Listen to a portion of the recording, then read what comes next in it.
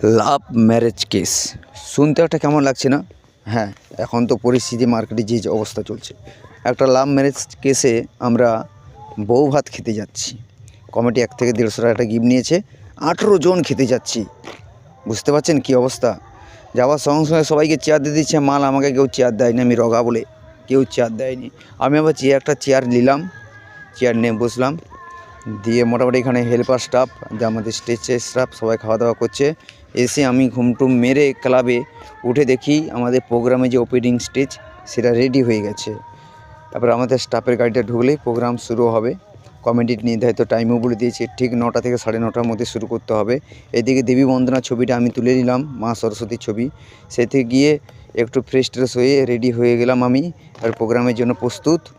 আর এইদিকে আমাদের স্টাফ চলে এসছে, প্রোগ্রাম স্টার্টিং হয়ে গেছে, প্রোগ্রাম চলছে। প্রোগ্রামটি হচ্ছে আপনার ছন্দবিনা নৃত্য ঝঙ্কার। এতে একজন অ্যাঙ্কার রয়েছে বিশ্বজিৎ, আমাদের ধানঘড়িতে ঘর। ওর বাড়িতে অসুবিধার জন্য, ওনার জন্য আমাকে এসে মোটামুটি সরস্বতী চেনটা আমাকে কমপ্লিট করতে হচ্ছে। হ্যাঁ, মানুষের অসুবিধা হতেই পারে, মানুষের পাশে থাকাটাই ভালো, যেহেতু শিল্পী জগৎ তো। এটাই চলছে মোটামুটি। কাল থেকে আবার ডিউটি